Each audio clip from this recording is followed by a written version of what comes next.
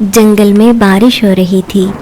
सभी जीव बारिश की वजह से अपने अपने बिलों में कैद थे।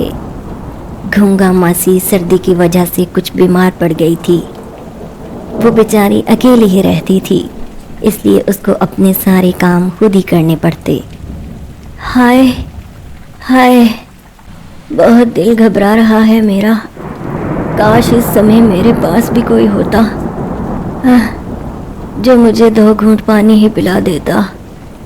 बाहर तेज बारिश हो रही है। मोहल्ले में भी किसी को नहीं पता कि मैं बीमार हूँ। लगता है आज तो कोई नहीं आने वाला। घूंगा मासी बेचारी परेशान हाल अपने बिस्तर पर पड़ी थी। वहाँ रानी चुंटी के घर पे भी खाना खत्म हो गया था। हाय अल्लाह, मैं क्या करूं? बारिश में मेरे घर खाना खत्म हो गया। अब क्या होगा? मुझे तो बहुत भूख लग रही है। कहाँ जाऊं, क्या करूं, कुछ समझ में नहीं आ रहा। बाहर तो पानी ही पानी है, कुछ भी खाने के लिए नहीं मिलेगा। रानी चुंटी परेशानी में कुछ समझ नहीं पाती, इसीलिए वो घूंगा मासी की तरफ चली जाती है। अरे आओ आओ मेरी बच्ची, शुक्र है तुम आ गई, वरना तो कोई मुझे 2 घूंट पानी भी पिलाने के लिए यहाँ मौजूद नहीं है। अरे रे रे, क्या हुआ मासी? तुम तो बीमार पड़ी हो और हमें खबर भी नहीं। हाँ बेटी, ऐसा ही है। अकेली जो रहती हूँ तो किसी को खबर कैसे होगी भला। मुझे थोड़ा सा पानी ही पिला दो, मेरा गला सूख रहा है। हाँ हाँ मासी, मैं अभी तुम्हें पानी पिला देती हूँ और तुम फिक्र मत करो। अब मैं आ गई हूँ तुम्हारे पास। रानी ने घूंगा मासी को पानी पिलाया तो मासी की जान में जान आई। हाँ, तुम्हारा बहुत शुक्रिया बेटा, अब कुछ बेहतर लग रहा है। मैं भूखी प्यासी बैठी हूँ, कुछ खाने के लिए ला दो। अरे मौसी, मैं भी तो तुम्हारे पास खाना लेने के लिए ही आई थी। मुझे क्या पता था कि तुम भी भूखी प्यासी ही बैठी हो। बाहर बारिश हो रही है, कहाँ से लाऊं खाना, कुछ समझ में नहीं आ रहा। अच्छा, परेशान होने की जरूरत नहीं है, कुछ सोचते हैं कि क्या करना है। काफी देर सोचने के बाद घूंगा मासी के जहन में एक तरकीब आती है। रानी बेटा, मुझे याद आ गया है, मैंने बुरे वक्त के लिए कुछ खाना बरगद के पेड़ के तने में छुपा कर रखा है। वहाँ एक छोटी सी पोटली दिखाई देगी, तुम वो पोटली किसी तरीके से उठा कर ले आओ। उसमें सूखी रोटी के कुछ टुकड़े पड़े हैं, उससे हम दोनों माँ बेटी का गुजारा हो जाएगा। हाय सच मासी, ये तो बहुत अच्छा किया तुमने। अच्छा ठीक है, मैं जाती हूँ, तब तक तुम अपना ख्याल रखो। रानी चिंटी बारिश में ही खाना लेने के लिए निकल पड़ती है। जब वो बाहर निकली तो उसने देखा जल थल एक हो चुका था, हर तरफ पानी ही पानी था। अरे यहाँ तो सब पानी ही पानी है, मैं कैसे जाऊंगी? रानी चुंटी परेशान हो जाती है। अभी वो वहाँ से गुजरने के बारे में सोच ही रही थी कि उसकी नजर लेडी बागा पर पड़ती है, जो मदद के लिए चिल्ला रही थी। अरे कोई है, मदद करो मेरी, मैं डूब रही हूँ, कोई तो बचाओ, कोई सुन रहा है? रानी ने उसको देख लिया था और अब वो ये सोच रही थी कि वो उसको किस तरह से बचा सकती है। अचानक उसने देखा पानी में एक तिनका तैरता हुआ आ रहा था। वो कहते हैं ना, डूबते को तिनके का सहारा, तो रानी के जहन में भी यही तरकीब आ रही थी। उसने वो तिनका उठाया और उसे लेडी बागा की तरफ बढ़ा दिया। बागा, पकड़ो इसे, इसको पकड़कर तुम मेरे पास आ जाओ। काफी देर कोशिश करने के बाद लेडी बागा तिनका पकड़ने में कामयाब हो जाती है और उसी का सहारा लेकर वो पानी से बाहर आ गई थी। शुक्र है रानी, जो तुमने समय पर मुझे बचा लिया, वरना तो मेरा क्रियाक्रम हो चुका था। तुम्हारा बहुत बहुत शुक्रिया बहन। लेडी बागा को बचाने के चक्कर में रानी पहले ही बहुत लेट हो चुकी थी, लेकिन उसको बचाना भी जरूरी था, वरना वो जान से जाती। हाय अल्लाह, मैं तो भूल ही गई, घूंगा मासी के लिए खाना लेने जा रही थी।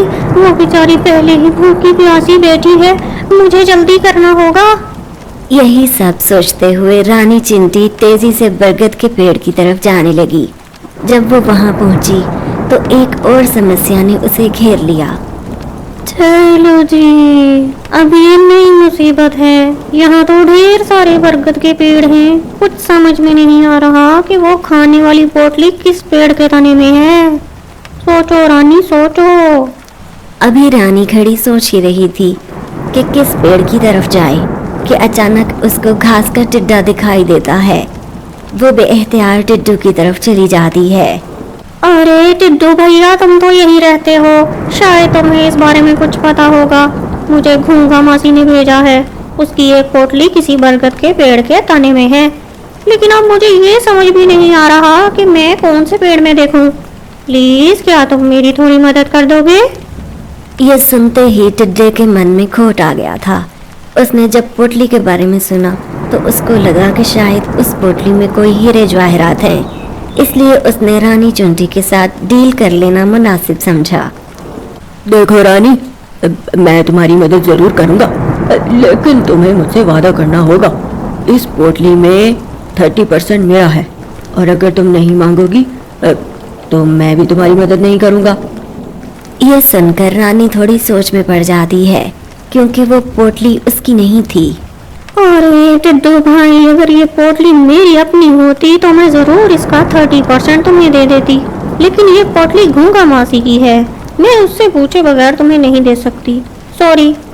तो फिर तुम एक काम करो, मुझे भी अपनी घूंगा मासी के पास ले जाओ। हम दोनों वो पोटली लेकर उसके पास जाएंगे, और तब मैं उससे कहूँगा उसका 30% मुझे दे दे। रानी पहले ही बहुत लेट हो चुकी थी, इसीलिए उसने टिड्डू की बात मान ली। टिड्डू उसी बरगद के पेड़ पर रहता था जहां वो पोटली पड़ी थी। उसने 1 मिनट भी ना लगाया और उस बरगद के पेड़ के तने में से पोटली निकाल कर ले आया। अरे टिड्डू भैया, क्या तुम पहले से जानते थे? तुमने तो 1 मिनट भी नहीं लगाया। अब चलो, पहले ही बहुत देर हो चुकी है। घूंगा मासी बीमार है, मुझे फौरन से पहले उसके पास जाना है। चलो चलो चलो। फिर रानी और टिड्डू उस पोटली को लेकर वापस घूंगा मासी की तरफ चल पड़ते हैं। थोड़ी ही देर में वो पहुंच गए थे। घूंगा मासी बेचारी भूखी ही बैठी थी। हाँ, अरे रानी, तुमने आने में इतनी देर क्यों कर दी? वो सब मैं तुम्हें बाद में बताऊंगी। पहले ये लो अपनी पोटली, और ये टिड्डू भैया भी इसमें से हिस्सा मांग रहे हैं। हाँ घूंगा मासी, अगर मैं ना होता तो चिंटी रानी तुम्हारे पास ये पोटली ला ही नहीं सकती थी, क्योंकि वहाँ ढेर सारे बरगद के पेड़ थे। उसको पता ही ना चलता कि ये पोटली कहाँ है। मैंने इसकी मदद की है, इसलिए मुझे अपना हिस्सा चाहिए। मुझे 30% चाहिए। ओहो बेटा, तुम अपना हिस्सा ना भी मांगते, 30% भी ना मांगते, तब भी मैं तुम्हें कुछ दे देती। तुम भी हमारी ही तरह भूखे प्यासे होगे। 30% तो क्या, मैं तुम्हें 40% देखती हूँ। रख लो, आओ अब मिलकर खाते हैं। घूंगा मासी की बात सुनकर टिड्डू थोड़ा हैरान हुआ था, क्योंकि वो समझ रहा था कि पोटली में हीरे जवाहरात हैं, लेकिन उसमें तो सूखी रोटी थी। फिर जैसे ही घूंगा मासी ने पोटली खोली तो उसमें से रोटी निकली। ये देखकर टिड्डू परेशान हो गया। हैं? ये क्या? ये तो सूखी रोटी है। क्या ये सब तुमने छुपा कर रखा था, जिसकी वजह से मुझे इतनी दूर से ये रानी अपने साथ लाई है? हाँ बेटा, मैंने ये खाना मुश्किल वक्त के लिए संभाल कर रखा था। अब बातों में समय ज़ाया ना करो। चलो आओ मिलकर खाते हैं, बहुत भूख लगी है। मुझे नहीं खाना, तुम लोग खाओ। मुझे लगा था पता नहीं कौन सा खजाना छुपा कर रखा है, निकला तो क्या सूखी रोटी। खामखा मेरा भी समय जाया किया। मैं जा रहा हूँ। टिड्डू मन ही मन में बड़बड़ाता हुआ वहां से चला जाता है। घूंगा मौसी और चिंटी रानी ने पेट भर कर खाना खाया और वही सूखी रोटी खाकर अल्लाह का शुक्र अदा किया। तो दोस्तों, इस कहानी से हमें ये सीख मिलती है कि हालात चाहे जैसे भी हों, हमें अपने रब का शुक्र अदा करना चाहिए, और जो लालच करते हैं उनके हाथ कुछ भी नहीं आता।